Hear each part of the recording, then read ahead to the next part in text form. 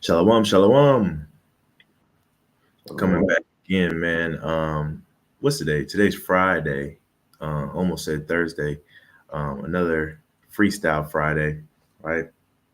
So should be a good one. The title is going to be Diligence Over All. It's gonna kind of go along with our lesson from yesterday, right? We're gonna hone in on diligence, right? Yesterday we kind of honed in on endurance. And something that you need to pair with your endurance is diligence, right? Um, First and foremost, we give all honor and glory to the Most High God of Abraham, Isaac, and Jacob. We do so by way of His only begotten Son, who the world ignorantly calls Jesus Christ, and we recognize Him to be an instrument of salvation for the nation. I'm Brother Dunall, and I got Brother Azrael here with me, who's going to be assisting in reading these precepts and stuff for me, man. Always great to have a brother or sister willing to labor with you, right? It was something I was gonna say, but I guess we'll just get right into it, right? So diligence over all.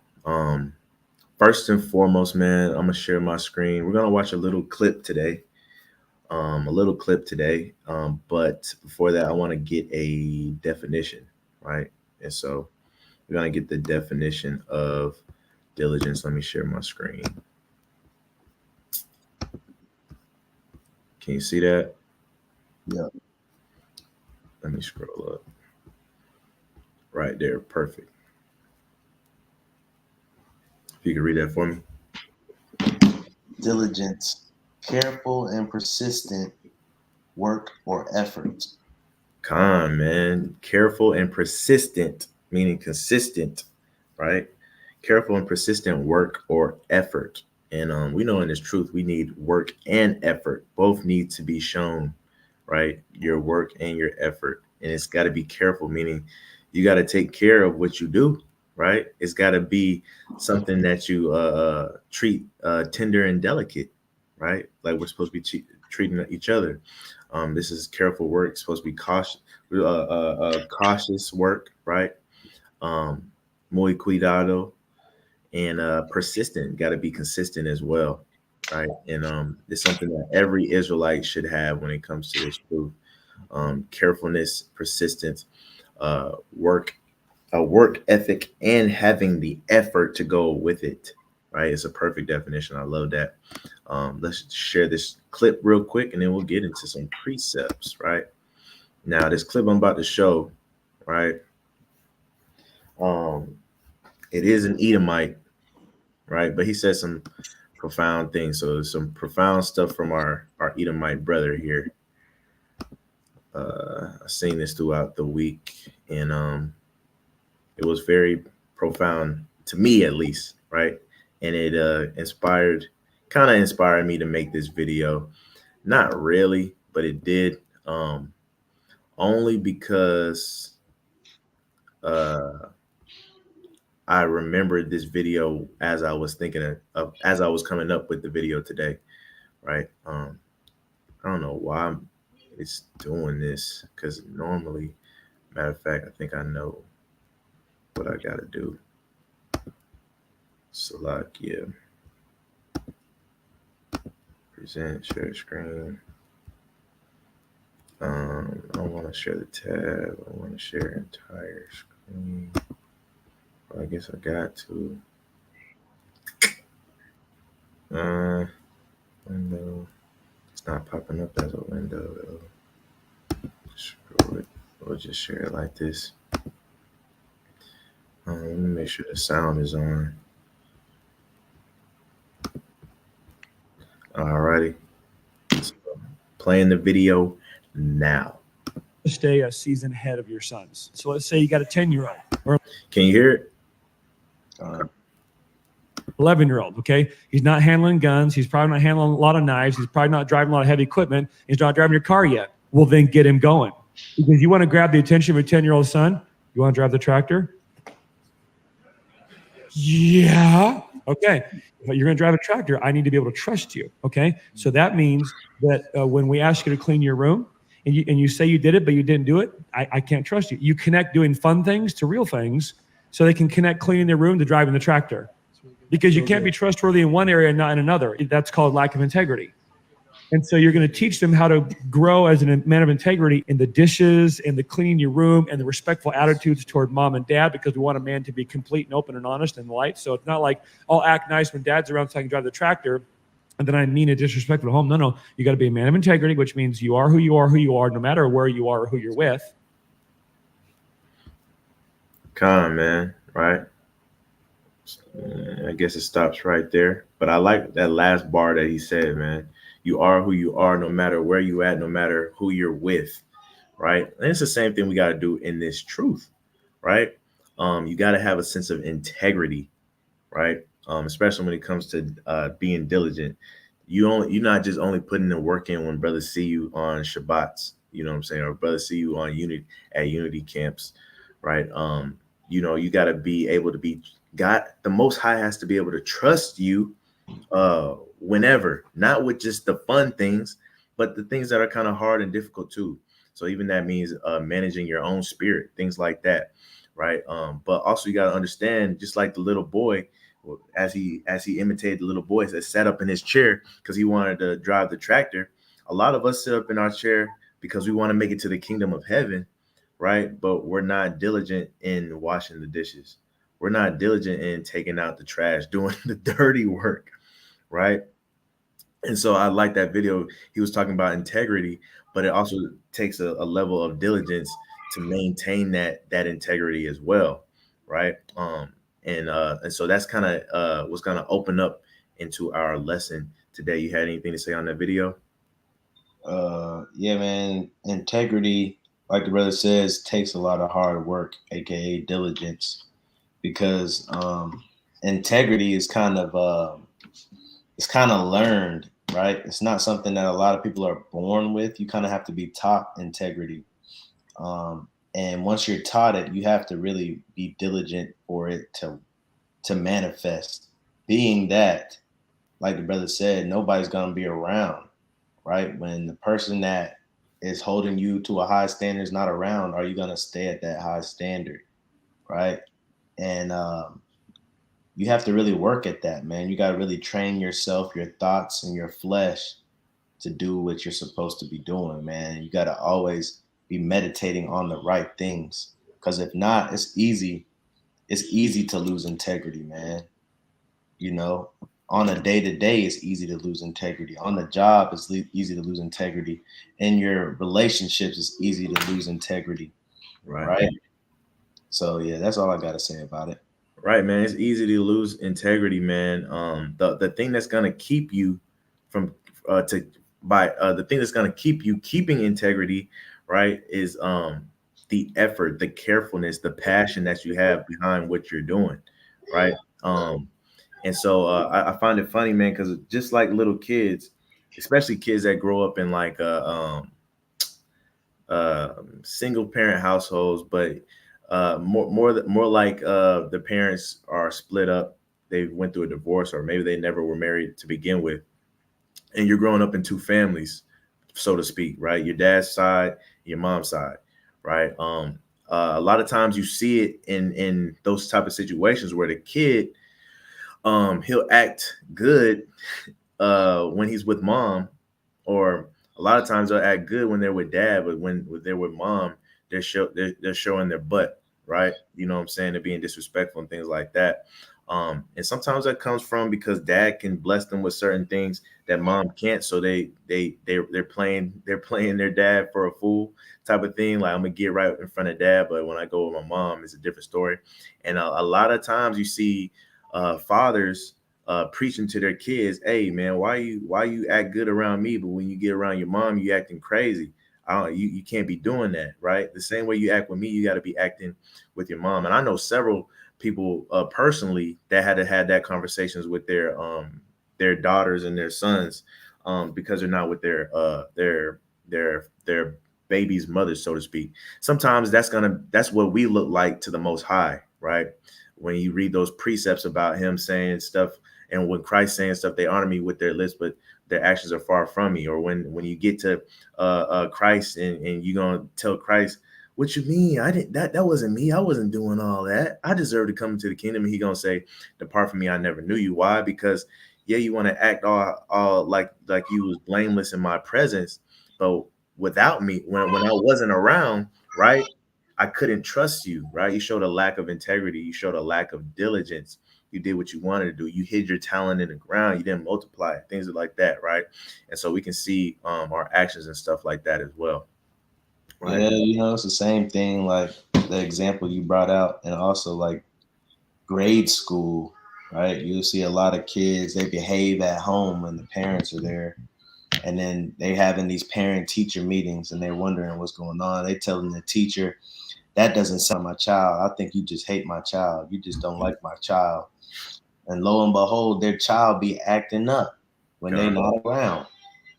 Right? Man, it goes back to, can you be trusted? Right? Sorry, I didn't mean to cut you off. No, you good. And sometimes, you got to try to instill integrity in the young ones, right? For example, if you got a toddler, sometimes tell your toddler, for example, when it's nap time and he's supposed to be laying in his bed, right? Sometimes what I'll do is I'll leave the door wide open, right? And I'll just keep double checking to make sure he's still laying in his bed and he hasn't got up and started playing around.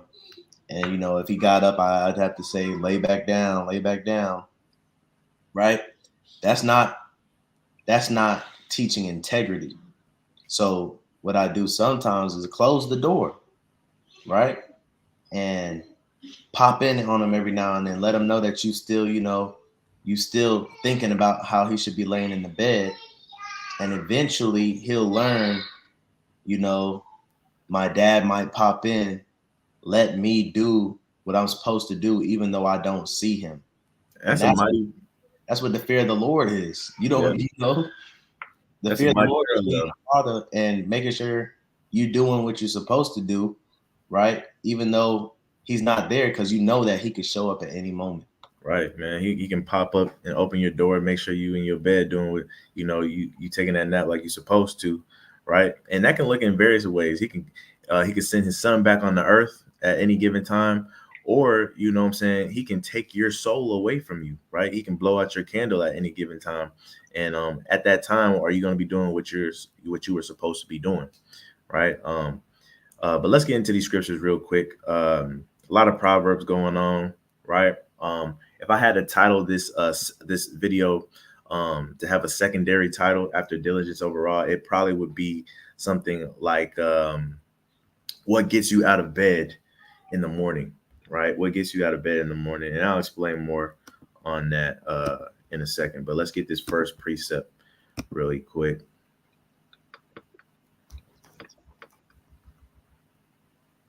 Proverbs chapter 13 and verse 4.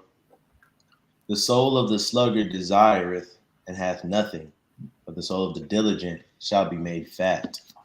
Right, man. And just honing in on this word diligence, right? It says the soul of the sluggard desireth and has nothing, right? A lot of us claim that claim to be diligent, claim to have integrity, claim to want a lot of things, blessings from the Lord here on this carnal world, to get to the kingdom of heaven at the end of it all. Things that we desire these things, right? But it says that the soul of the sluggard, right, doesn't obtain none of that, right? So sometimes, man, I know it's not always the case. Of course, we have your Job situations that go out there, right? But sometimes, man, you can examine your life, and if you're not receiving the blessings, and the things that were said to be good to obtain in this life, right? Build ye houses, be fruitful and multiply, things like that. Sometimes you gotta sit back and step back and make sure you're being diligent. You're not slacking off, right? Because some of the if the Most High honors the desires of your heart if you're doing the right thing. Again, you got those anomalies, but for the most part, His word is true.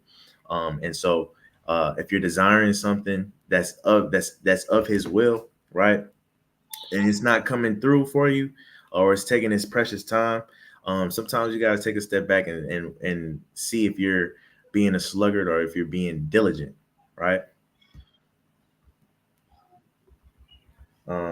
Let's get Second Peter, I believe.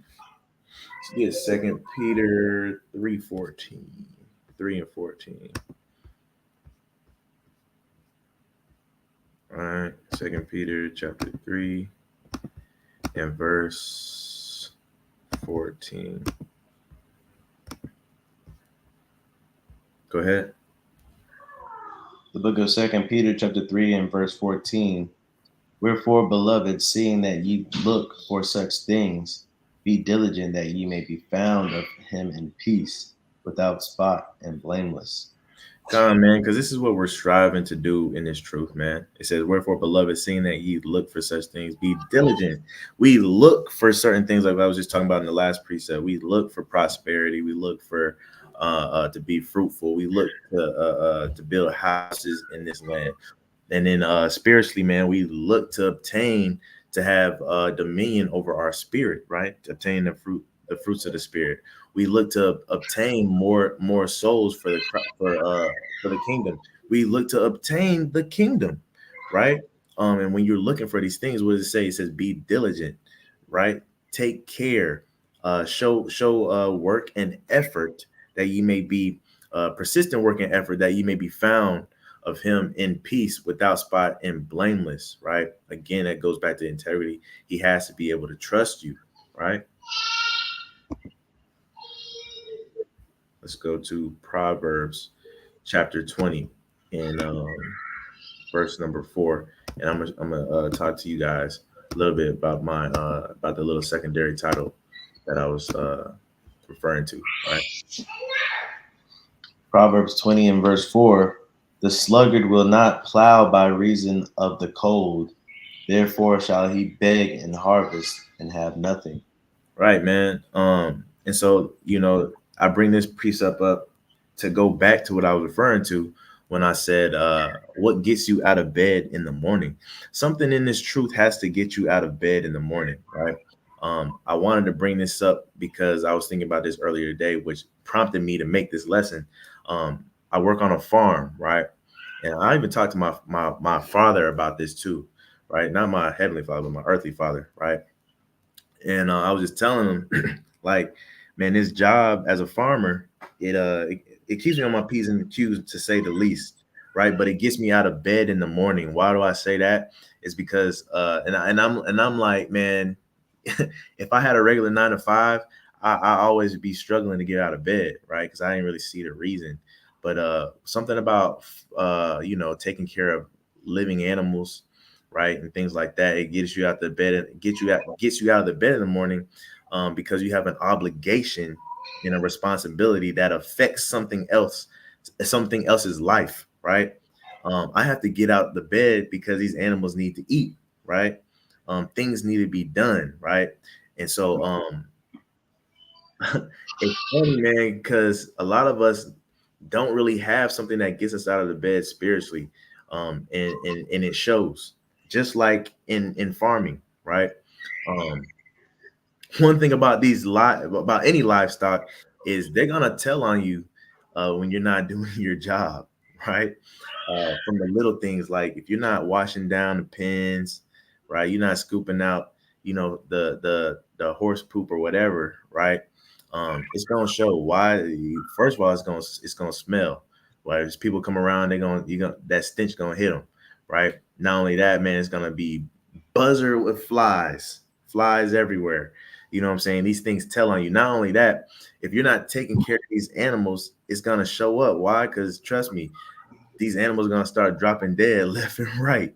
And I know from experience, not from me doing it, but I know some people that used to work with us that, we was having 2-3 goats die a day, right? And everybody's looking like, what's going on? The problem was, man, when you're dealing with livestock, if you don't feed them, they gonna die. They don't eat, they gonna die because they're living beings, right? And so that's something that kind of keeps me up in the morning, and it keeps me honest and having a sense of integrity, and it keeps me diligent. Why? Because even throughout the day, I got to make sure they're straight, make sure they don't overheat and stuff, because these are living animals, right?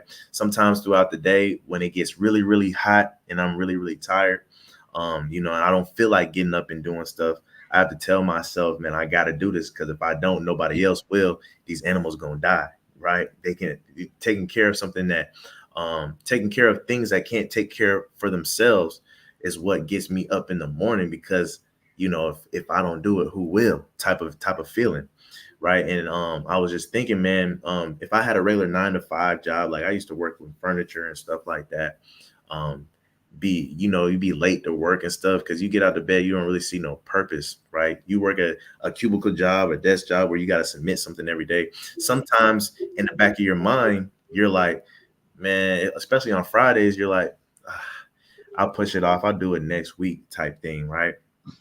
And I know that's just how I would be. I know if I didn't have nobody depending on me and stuff like that to get out of bed and all that stuff, it would urge me a little less to get up and do what I'm supposed to be doing.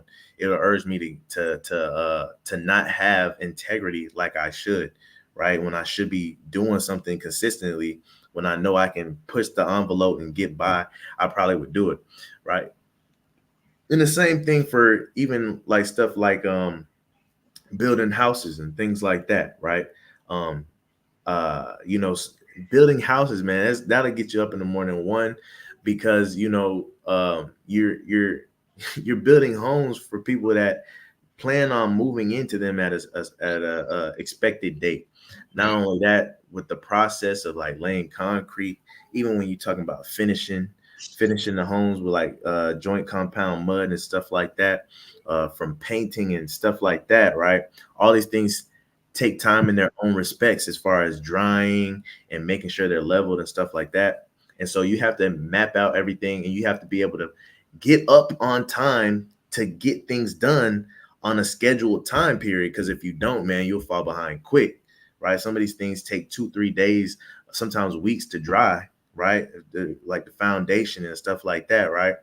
And so if you misstep, it's going to push you back, right? And so these things takes integrity and diligence, that you gotta, something has to get you out of bed in the morning, right? And so that's why I say that, because in this truth, the same thing, you got to find something that's going to get you out of bed in the morning and to continue doing this work, right? We talked about endurance yesterday. A lot of people are in this truth and don't have a reason to get out of bed in the morning, right?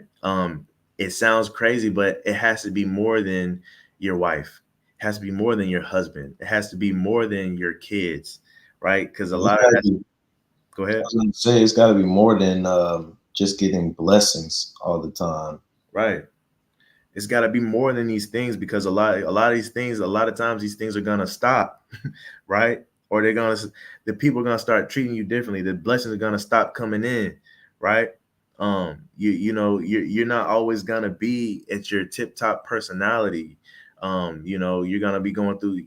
People always talk about hormones and mental awareness and stuff. So you have to understand, you can't. Not only that too, but the opposite of blessings, man. You might start having tragedies happen in your life, right? And if you don't, like the brother said, if you don't got a reason to stay diligent, a reason to get up, right? You're just gonna fall out the truth, because you're gonna think, oh, it's not benefiting me nothing. But this truth, man, I'm gonna say it's not supposed to benefit you, right? Especially not in this life. It's not supposed to benefit you.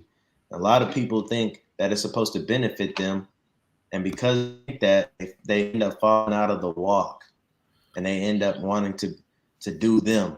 They end up wanting to go back into the world, right? They end up wanting to be like the world. They start a worldly podcast or a worldly clothing line, or wanting to be a worldly rapper or singer, right? Because they see the benefits of those things for worldly people, right?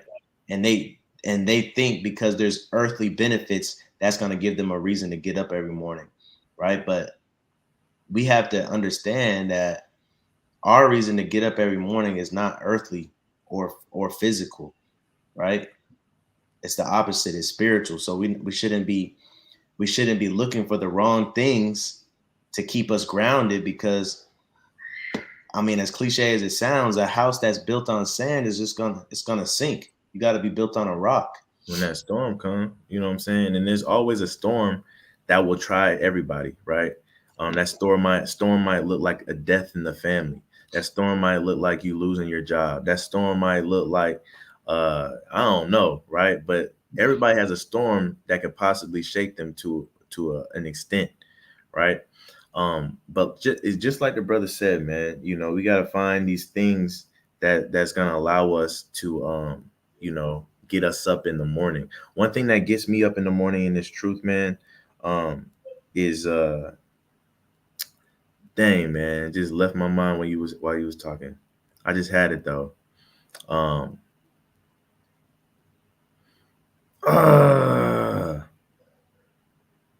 Just left my mind. We'll read this next precept and hopefully it'll come back real quick. All right, this is Proverbs 12 and 24. Proverbs 12 and 24. The hand of the diligent shall bear rule, but the slothful shall be under tribute. Come, man, the hand of the diligent shall bear rule, man. Somebody that's diligent into the work of the Lord, that wants to go out and teach, that's always reading, that's always studying, right? He shall bear rule. And that's not always saying stuff like he's going to be the leader of a camp or anything like that, man. But when it comes in, you be put into position to to one, rule your spirit, and two, you know, have a sense of leadership or rulership around you and your peers, right? It says, but the slothful shall be under tribute. Somebody that's not very diligent in their work for the Lord shall be under tribute all the time. What does that look like, right? You always show up to camp late, right? And you know, when you get there, brothers got to tell you what to do, right? Brother, go ahead and pick up this sign and go over there and do X, Y, and Z, or take these flyers and start passing them around, right? You're under tribute. Or it might look like this, right? Somebody that's slothful, that's under tribute, you might always have to ask somebody, hey man, can you break this down one more time for me, right? Always trying to get the same understandings from folks, right? Or just understandings in general, because you're not doing your due diligence to do your own studying, right? To do your own work, right? Let's see here.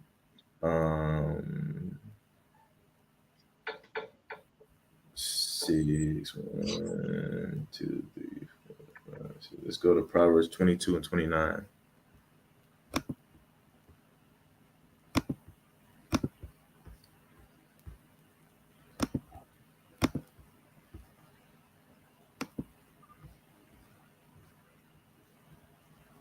Dang, I really want to remember what I was about to say. Go ahead and read this though. Book of Proverbs chapter 22 and verse 29. Seest thou a man diligent in his business? He shall stand before kings. He shall not stand before mean men. Right, man. And so it says somebody that's diligent in his business, right? He shall stand before kings or important people, right? There'll be in those conversations that you know, that make a difference. People will remember this person. They'll usually go to diligent people to ask them for their advice, to ask them about certain things, right? And when you come into this truth, you start to pick up on that. Whether you be diligent or slothful, right? Or people that pick up on people's diligence, right? They'll always go to a person, or always FaceTime or call somebody whenever they have a question, because they understand that person is diligent and they probably have an answer, right? It says he shall not stand before mean men, right? This word mean right here isn't really talking about like somebody that's angry all the time, but it's almost talking about like in mathematics, mean being equivalent to average. It says he shall not stand before average men, right? The average, because the average men, especially in Israel, is not diligent, right? We like to pretend like we are, but the average man is not diligent. That's why a lot of us aren't leaders. A lot of us are followers, right? A lot of us are highlight note takers, right? A lot of us are highlight note takers, and we're not the ones giving the proper understanding. We're the ones always taking it and writing it down, right? Yeah. You'll see a lot of us claim to be diligent, and a lot of us we claim to be leaders, and work hard. But a lot of times, man, it's not with the truth. It might be at your job, it might be in your family, it might be at your house. But when it comes to doing the work of God, it's not, right? We see there's certain people that will take time to write out lessons. There's certain people that will travel. There's certain people that will orchestrate events. There's certain people that will put together presentations for the Most High. And if we being honest, the average man don't do that. We being honest, the average man thinks he's diligent, but he's not diligent in the things he should be diligent in. The Bible says, seek the kingdom first and then all will be added, right? A lot of us, we seek the kingdom, but it may not be first, right? You may say it's first in your life, but you give all your attention and all your emotion and all your time to other stuff throughout your day. Right. That's a perfect example, man. I kind of remember what I was thinking about earlier, man. Something about what gets me out of bed in the morning, right? Especially spiritually in this truth. And it's something that Paul talks about a lot if you examine his words through the epistles and stuff like that, right? He always talks about what's going to keep you grounded and what's going to keep you diligent in having a sense of integrity is the fact that you're in debt, right? We're forever indebted to this man who the world inwardly calls Jesus Christ, meaning we don't live for ourselves and our self-gain anymore, right? What gets me out of bed in the morning is the fact that I got a debt to pay off, and it's not going to be up until Christ comes back, right? What gets me out of bed in the morning is the fact that I'm now an employee of Christ, right? And I have an obligation to do while he's gone. And I can no longer live for myself for that. So that's why when we were talking about the earthly things and the blessings and stuff like that happen to us, that can't be the thing that gets you out of bed in the morning, because ultimately that stuff that doesn't even count, right? You know what I'm saying? That's like those are like once in a blue moon type of events, even if they happen all the time, right? You should take it like a once in a blue moon type of events. Like, say if you go into work and something happened to where all the electricity happened or the power went out at your job and they sent home everybody early and everybody's happy, right? Because you get to go home early. That would be like equivalent to a blessing in your personal life. At the end of the day, work still has to be done, right? You know what I'm saying? And so this is the one time where people always talk about working 9 to 5 versus being an entrepreneur, right? Making somebody else rich versus making yourself rich. This is the one time where it's beneficial for you to make somebody else rich, and that's Christ if you got eyes to see and ears to hear, right? Let's go to Proverbs 10:4.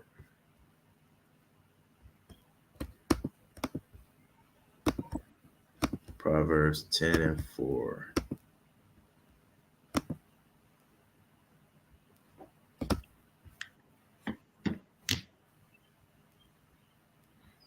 Book of Proverbs chapter 10 and verse 4. He becometh poor that dealeth with a slack hand, but the hand of the diligent maketh rich. Right, man. And so the hand of the diligent maketh rich. Just like I said, it's the only job that you got where you're making somebody else rich, and it's beneficial to you, right? He'll promote you when you're doing good.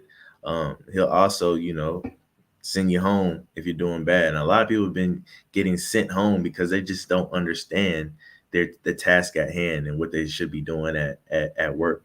A lot of us on our second and third strikes, right? Not knowing we're about to get fired. You know what I'm saying? And sometimes we get sent home and it becomes even more of a distraction to us, right? Brothers start picking up the blunt again. Sisters start going out drinking and being heartless again, stuff like that. When you get sent home, when you get sent back home, right? Or when you get demoted, that's a self-reflection time to say, man, what am I doing? What am I slacking and what am I not diligent in? And let me pick that back up again, right? Not to get worse, right? Yeah. What you said earlier, we're making somebody else rich. you know, that goes along with the scripture of hiding your talent, right? Because we are making somebody else rich spiritually. You know what I'm saying? I had somebody ask me a question today. She said, "Is it which one is more important, evangelizing for my people or loving and being committed to the Most High God?" And ultimately, you know, I sent her a few scriptures, but ultimately, we're not doing this for our people. We're doing this for God. And how I told her was, I said, you know, our whole objective is to win people to the Most High. It's not to win the Most High to the people, right? We saw in Second Esdras, he tried to win the Most High to the people, and what did God say to Esdras? He said, "Hey, you surely cannot love my creation more than me."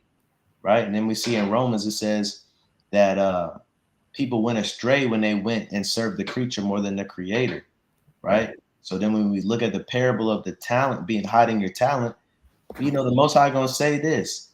He gonna know if you was diligent or not. He's gonna say, "Thou knewest I was a hard man, reaping where I sowed not." Right? You doing all the work to get people to Him, right? But if you don't do it, the consequences is grave, literally, right?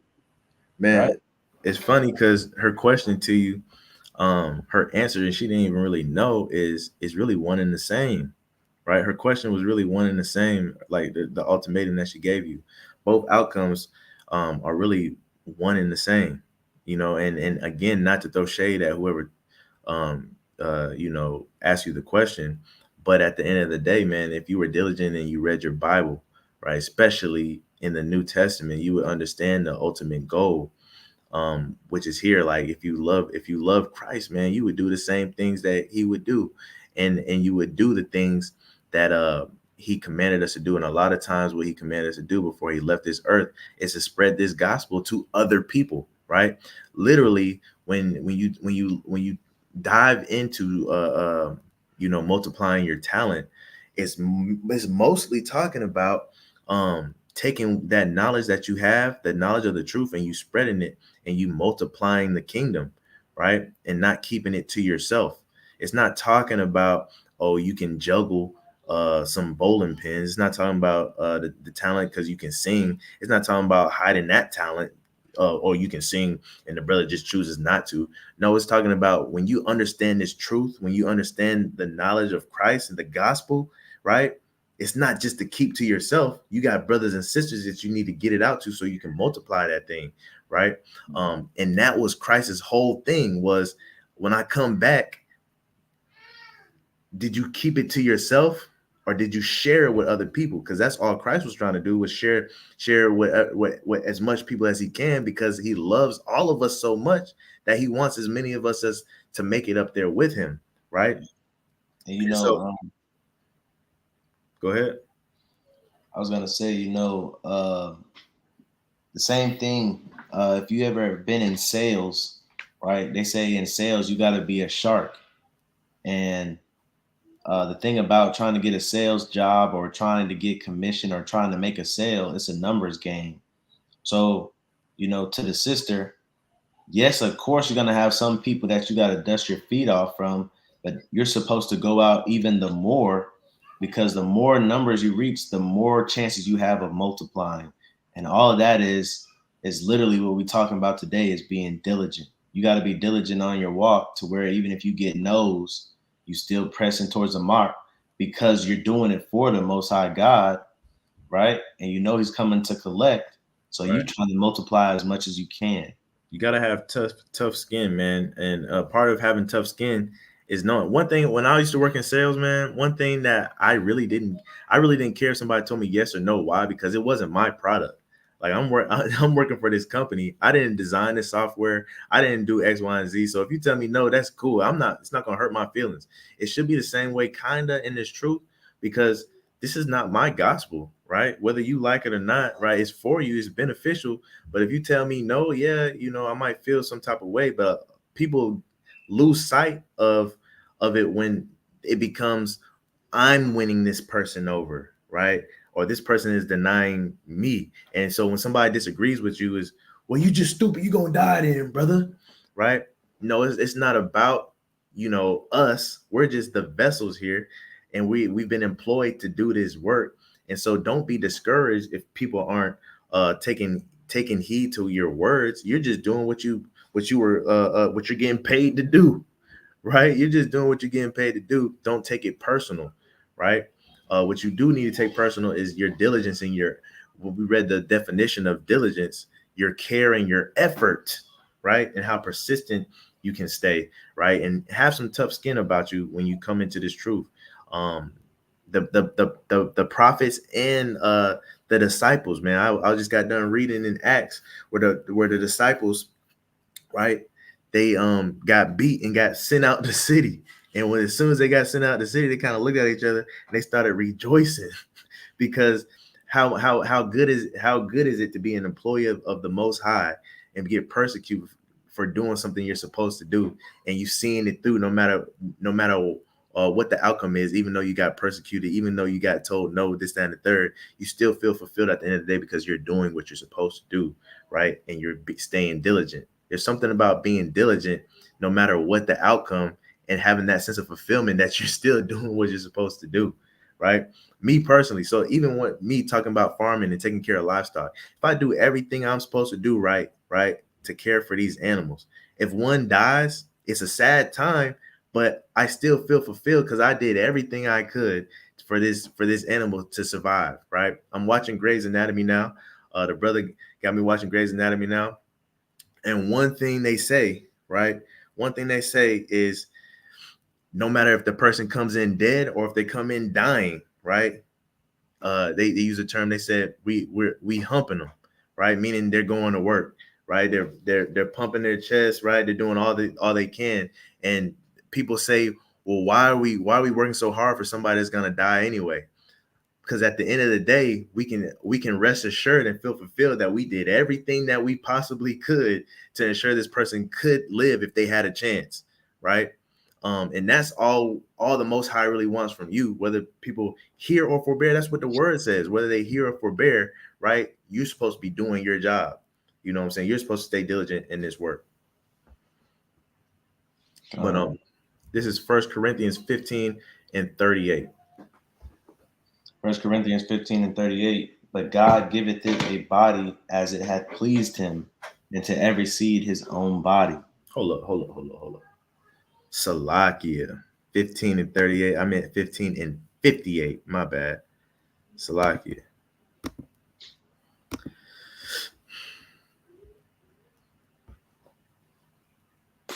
Look at 1 Corinthians 15 and 58. Therefore, my beloved brethren, be ye steadfast. Be steadfast, man. Right? Hone in. Have your blinders on, right? Keep reading. Unmovable. Don't let anything move you off of your path of what you're supposed to be doing, whether it's good things, whether it's blessings or curses, right? Always abounding in the work of the Lord. Read that one more time. Always abounding in the work of the Lord. No matter what, every single day, right? You should be abounding in this work of the Lord. Find you something that's going to get you out in the best. Find you something spiritual, something in these scriptures, something within your spirit that's going to get you out of bed in the morning to do this work always, for you to always be abounding, right? Keep reading. For as much as ye know that your labor is not in vain in the Lord. Because at the end of the day, your labor is not going in vain. You don't know. I mean, if you wake up and you do your job every single day, right? There's going to be some people that slip through the cracks that change their life that you won't ever encounter again. You won't even know if they change their life or not, right? The work that you do is not in vain. Even if you only help win over one soul in your whole life, right? Your labor is not in vain, and you're going to reap that harvest. You know what I'm saying? At the end of it, we're going to read that one next, right? I want to say too, yeah, this was written to encourage you, because a lot of times in this walk, man, something that's so minute, it adds on to your tab. You know what I'm saying? It's not in vain. You could think that you, like the brother said, you can have conversations with somebody in your head. It might not have amounted to anything. And that person may not have changed, but guess what? The Most High saw that you took the time out of your day and was patient and showed the fruits of the Spirit with that person. So guess what? It's not in vain. It's adding on to your tab of that debt that you're owed. Right, man. You might be talking to somebody out in public, man, and you might think it's not going anywhere, and you just wasted your time not knowing that at the tail of your conversation with this person, somebody else walked up because they heard what you was talking about and they were enlightened, right? That comes from being diligent, right? And your work not going to be in vain, right? But that's a mighty point. And I'll end up on this precept right here. But that is a very good point, that this is an encouraging scripture, man, letting you know that things are gonna come your way, right? But always abound in the work, always be diligent. And this is the scriptures talking about, hey man, your work is not going to be in vain. I promise you it won't. Right? This is what is going to lead to if you always stay abounding in his work. Galatians 6:9. And let us not be weary in well doing, for in due season we shall reap if we faint not. Because if you don't faint, if you don't dash your foot upon a stone, if you don't trip up, right? You know what I'm saying? If you keep that endurance, if you keep that integrity and that diligence, you're going to reap if you faint not. You're going to reap that harvest, right? If you keep going. But if you stop, man, right, the soul of the slacker, man, he desires, but he has nothing, right? So if you desire something, keep your hand to the plow, stay diligent, right? And you're going to reap the harvest if you faint not. And that's all I got. You got anything else? Come on, man. But yeah, man, so shout out to the brother. Shout out to the brother Levi. Shalom. But so for all you guys that are keeping Friday to Saturday sundown, Shabbat Shalom. To all you guys that keep the lunar Shabbat, I don't know when you keep it, but Shalom to you too. Hope you have a peaceful night. I'm Brother Dana. This is the brother Azrael. Hope you guys were edified with this video, and encouraged to stay diligent, right? And have integrity and endurance, man. These are not easy things to come by. And always ask yourself this question, man: what in this truth is gonna keep me waking up in the morning, right? What's gonna keep me waking up in the morning to do this work, right? Find you something, find you an anchor, right? And hone in on that and stay diligent, right? Meaning to have care over the work that you have and the effort that you put in. But without further ado, giving all honor and glory to the Most High God of Abraham, Isaac, and Jacob, we do so by way of his son, who's an instrument of salvation for the nation. Remember, if you're not gathering, you are scattering. So put your brick in, man. Spread this gospel, multiply your talents. I'm Brother Danal. Brother Azrael. We are the brothers of the Hopeful Elect, and we say Shalom.